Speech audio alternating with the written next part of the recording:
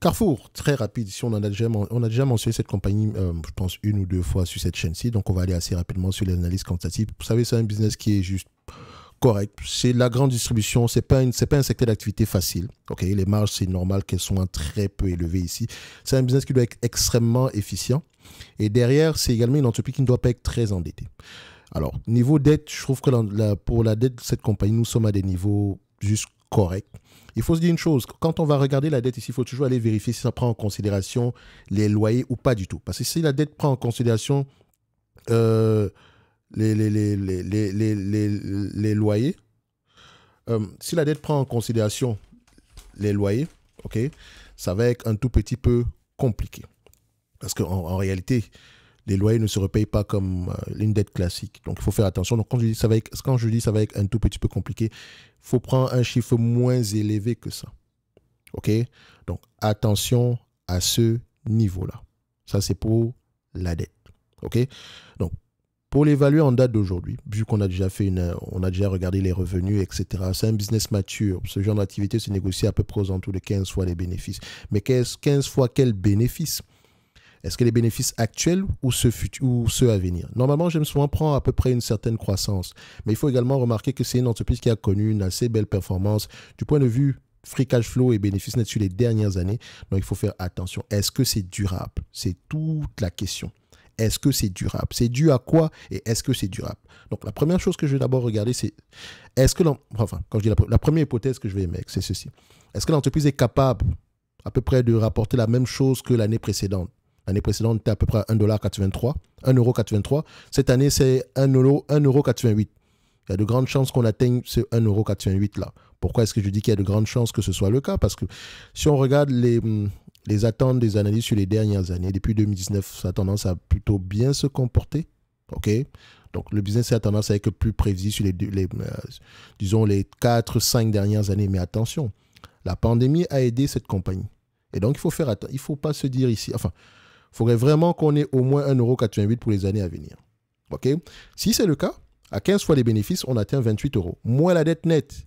Mais quelle dette nette? La dette nette ici qui inclut... Enfin, il faut vérifier si cette dette-là n'inclut pas les loyers. Et si elle inclut les loyers, elle sera peut-être moins élevée que celle que je vais prendre en date d'aujourd'hui. Parce que généralement, ces agrégateurs, s'ils prennent en considération la dette nette avec les loyers. Donc, ici, on fait juste le 28 moins 10, disons 19, ça nous donne à peu près 9 €. 9 €. Et on s'entend que 9 €, c'est un peu plus bas que le 10 € par action, le 10 fois les bénéfices qui est le minimum que je paye généralement pour une entreprise. OK? Si je le paye à 9 €, si j'attends les 9 € ici pour investir sur cette compagnie, on s'entend que avec un bénéfice potentiel de 1,88 €, c'est un rendement de 20%. Et donc, si on le prend à 10 fois les bénéfices, on sera aux alentours de 18 € par là. Et je pense que c'est plutôt aux alentours de 18 € pour le moment. Maintenant, vous pouvez également l'évaluer par rapport à ses actifs tangibles par action. OK? Et si on regarde ici le tangible book value, actifs tangibles par action, est-ce que le tangible book value a tendance à augmenter? Voilà, grosso modo, c'est plutôt stable sur les dernières années. Enfin, c'est positif. D'accord, mais c'est 1,270 milliard, donc par rapport à la capitalisation boursière actuelle, c'est rien du tout. Ok, donc on va même laisser ça. Donc on peut faire l'évaluer ici en prenant soit en considération on prend en considération le free cash flow moyen sur les bénéfices nets moyens sur les 2-3 dernières années. Et l'hypothèse qu'on émet ici, c'est qu'on aura à peu près la même chose sur les années à venir. Attention, je ne peux pas avoir de certitude ici si je ne lis pas les rapports financiers. Donc, il faut que je comprenne comment est-ce qu'on a fait pour arriver là et qu'est-ce qui pourrait m'encourager à penser que on aura à peu près le même niveau de bénéfice dans le futur. OK? Donc, sinon, pour moi, pour l'ensemble, je ne paierai pas cette entreprise à plus de 18 € l'action.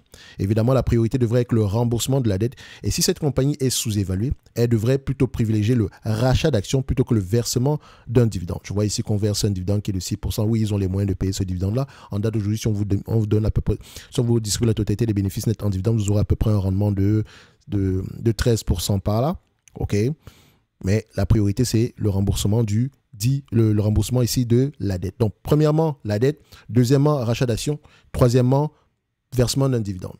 Sinon, dans l'ensemble, est-ce que c'est une entreprise qui mérite d'avoir une place dans n'importe quelle watchlist? En tout cas, pas la mienne. Ce n'est que mon avis.